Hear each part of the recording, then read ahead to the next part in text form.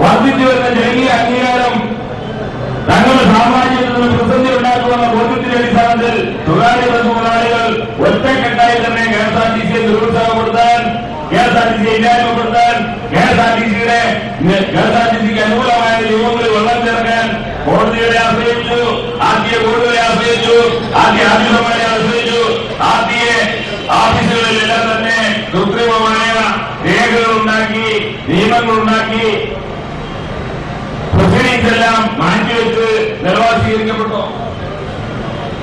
അതിനെതിരെ വെല്ലുവിളിയായിട്ടുള്ള അസോസിയേഷൻ മാത്രമാണ് ഇവിടെ ധാരാളം മനസ്സിലാക്കുകയും കാണാം. കെഎസ്ആർടിസി അത് ചെയ്യുന്നത്, ഇത് ചെയ്യുന്നത്, അങ്ങേയറ്റം ചെയ്യുന്നത് എല്ലാം അത് ധാരാളം മനസ്സുകൊണ്ട് കാണാം.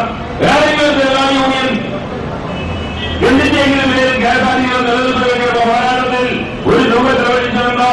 ഒരു സമയമെങ്കിലും കോടതിയിൽ പോയിട്ടുണ്ടോ? ഒരു തൊഴിലാളിയെങ്കിലും ബോധവൽക്കരിച്ചിട്ടുണ്ടോ? എവിടെയെങ്കിലും ആർടിഒ ഓഫീസുമായി ബന്ധപ്പെട്ട് സമരത്തിനോ നേതൃത്വ ഭംഗിനോ മുമ്പോട്ട് വന്നിട്ടുണ്ടോ എന്ന് പരിശോധിക്കേണ്ടതുണ്ട്. നല്ല ചാലഞ്ച് ചെയ്തിട്ട യൂണിയൻ ഭരിക്കുമ്പോ മന്ത്രി കോൺഫറൻസുകൾ അറ്റൻഡൻസ് ഇല്ലാതെ അസോസിയേഷൻ നേതാക്കന്മാർ